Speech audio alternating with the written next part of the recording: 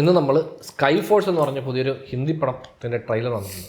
നമ്മുടെ patriotic star Akshay Kumar അഭിനയിക്കുന്ന ഒരു പുതിയ പടം. ആക്ച്വലി ഇത് എയർഫോഴ്സിനെ ബേസ് ചെയ്ത് ഒരു ഫിലിമാണ്. സോ അതിൻ്റെ ട്രെയിലർ ഒന്ന് കണ്ടോ. അതിൻ്റെ പോസ്റ്ററൊക്കെ കണ്ടിട്ട് തമ്മിൽ ഒരു ടോപ്പ് ഗൺ വൈബാണ്. നമുക്ക് അതിൻ്റെ ട്രെയിലർ ഒന്ന് കണ്ടു നോക്കാം. തമ്മിൽ രസം ടോപ്പ് ഗൺ അത് തന്നെ ടോപ്പ് ഗണ്ണിൻ്റെ വൈബാണ് മൊത്തത്തിൽ.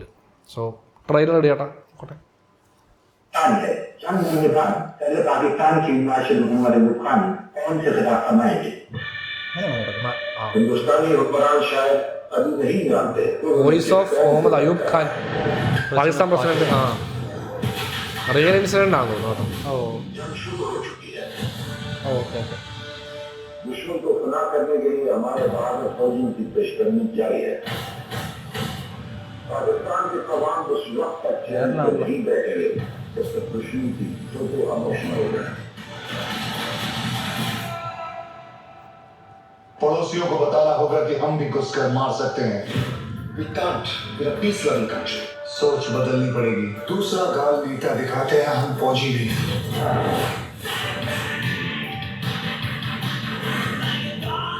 वीर पहाड़िया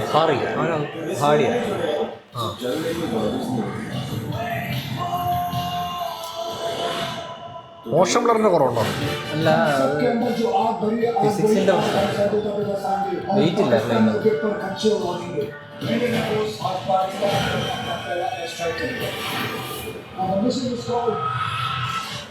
മിഷൻ സ്കൈ ഫോഴ്സ്. तेरा बाप Hindustan.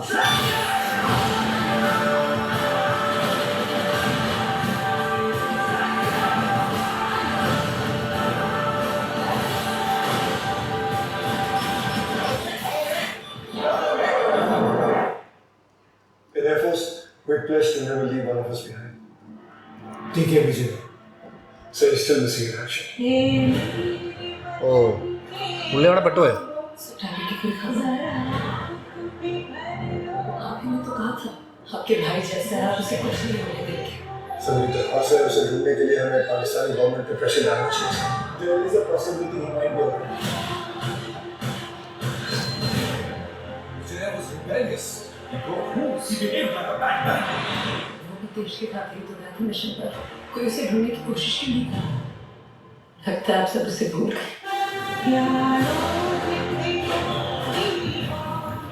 You said he behaved like a man. उसी पागलपन के लिए एक फौजी अपने माँ बाप बीवी बच्चों को छोड़ के देश की सेवा करता है. और इसी मैडनेस को हम पेट्रियोटिज्म कहते हैं. പത്തില്ലാത്ത സീക്വൻസ് ആണ്.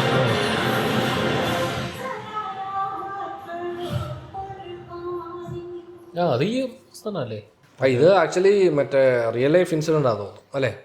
അല്ല based on real events, heavily inspired from top gun ഒരു ഫീൽ ഉണ്ട്. പക്ഷേ എനിക്ക് ആ സ്റ്റാർട്ടിങ് കണ്ട മറ്റേ പേൾ ഹാർബറിനോട് ആ അത് തന്നെ അല്ല ഈ ആ സീക്വൻസേ ഉള്ളെന്ന് തോന്നുന്നു. പടം എനിക്ക് തോന്നുന്നു ആക്ഷൻ ഇപ്പൊ ട്രെയിലറിനകത്തെ ആളുകളെ കൊണ്ടുവരാൻ ആക്ഷൻ യൂസ് ചെയ്തെങ്കിലും പടത്തിന്റെ 75% കോർട്ട് റൂം ഡ്രാമ അങ്ങനെ ഡിസ്കഷൻ പരിപാടിയാണെന്ന് തോന്നുന്നു. ആളെ മിസ്സായി അയാളെ ഓടിക്കാൻ പോകുന്നത് കുറച്ച് ഇമോഷൻ ആ ടൈപ്പ് പടം അങ്ങനെയാണെങ്കിൽ കുറച്ചും കൂടെ അത് ഓടും. ആ ആക്ഷൻ സീക്വൻസ് മാത്രമാണ് അത് ഭയങ്കര ആക്ഷൻ മൂവി ടൈപ്പ് ആക്ഷനാണ്. അല്ല അതിപ്പോൾ പ്രശ്നം ഇവർ ഇതിനെ മാർക്കറ്റ് ചെയ്യുമ്പോൾ ഉണ്ടല്ലോ, ഈ ആൾക്കാർ തന്നെ വരുന്നത് ചിലപ്പോൾ ഈ സീക്വൻസ് കണ്ടായിരിക്കും. അപ്പോൾ അവിടെ വന്നു കഴിഞ്ഞതിന് ശേഷം ഈ ഡ്രാമ കുറച്ച് കൂടിപ്പോയി കഴിഞ്ഞാൽ അവിടെ ആൾക്കാർക്ക് പുട്ടിന് വീര പോലെ ഇടയ്ക്കിടയ്ക്ക് അത് തന്നെ അതിനെ പ്രോപ്പർലി ബ്ലെൻഡ് ചെയ്ത് കൊണ്ടുപോയില്ലെങ്കിൽ കുറച്ച് കഴിയുമ്പോഴത്തേക്ക് ആൾക്കാർക്ക് ആക്ച്വലി ഈ ശ്രേണിയിൽ എനിക്ക് ഭയങ്കരമായിട്ട് ഇഷ്ടപ്പെട്ടു. അതായത് ഈ എയർഫോഴ്സ് ബേസ്ഡ് ചെയ്ത പടത്തിൽ എനിക്ക് ഭയങ്കരമായിട്ട് ഇഷ്ടപ്പെട്ടു കേട്ടോ ഫൈറ്റർ.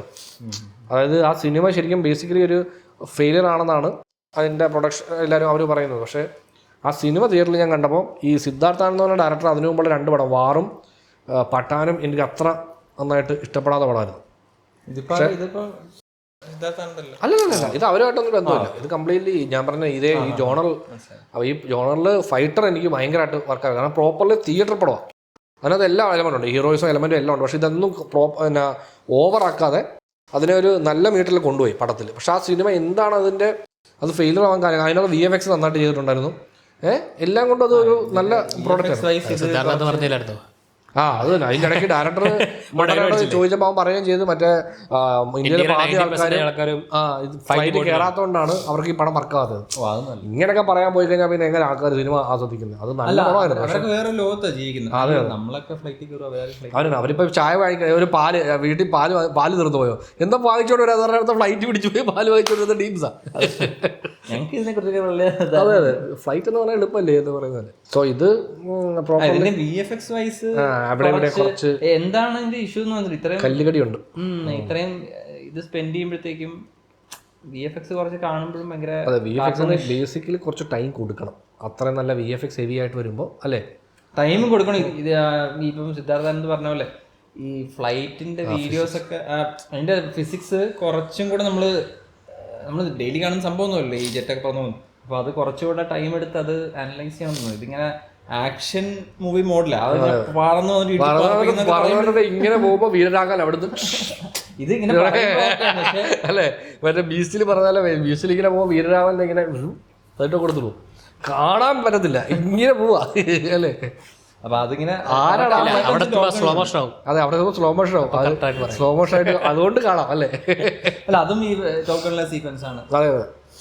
അപ്പൊ മറ്റേ മലയിൽ കയറി പോകുന്ന കുറെ സീക്വൻസ് എടുത്തിട്ട് അതിൽ മോശമാക്കി പ്രസന്റ് ചെയ്യുമ്പോഴാണ് കുറച്ച് അതെടുത്തിട്ട് അതിൽ ഇൻസ്പയർ ആയിട്ട് അത് വെച്ച് വേറെ സംഭവം ചെയ്യും. അതായത് ഈ ജനുവരി 25 പറഞ്ഞത് ഡേറ്റ്, റിപ്പബ്ലിക് ഡേ അനുബന്ധിച്ച് വരുന്ന സിനിമയാണ്. സോ അതുകൊണ്ട് തന്നെ വേറെ സംഭവം തന്നെ ടോപ്പ് ഗണ്ണിൽ ഇതുപോലെ അവന്റെ കൂടെ ഉള്ള ആള് നഷ്ടപ്പെടുന്നു, അയാളുടെ മകൻ വന്ന് ചോദിക്കുന്നു. ആ ലൈനാണ്. അപ്പൊ ഇതിനകത്ത് ഭാര്യയാണ് വന്ന് ചോദിക്കുന്നത്.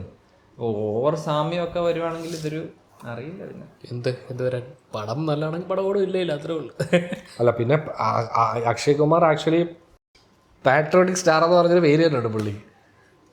അപ്പോൾ അതേപോലത്തെ പടങ്ങളാണ് പുള്ളി ഏറ്റവും കൂടുതൽ. പുള്ളി കഴിഞ്ഞിടയ്ക്ക് ചെയ്ത ഒരുപാട് പടങ്ങൾ പുള്ളിക്ക് ഭയങ്കര ഫെയിലർ ആയിരുന്നു. ആ റൈറ്റിങ്ങിന്റെ പുള്ളി ഇന്റർവ്യൂ പറഞ്ഞിട്ടുണ്ട്, ഞാനിതൊക്കെ പൈസക്ക് വേണ്ടി ചെയ്യുന്നു, 10 പടം ചെയ്യാൻ പറഞ്ഞാൽ ഞാൻ 10 പടം ചെയ്യും. ലാസ്റ്റ് ഇറങ്ങിയ പടമായിരുന്നു ഖേൽ മേ. അത് കഴിഞ്ഞിട്ട് ലാസ്റ്റ് ഇറങ്ങിയ അത് റിവ്യൂസ് ഉണ്ടായിരുന്നു.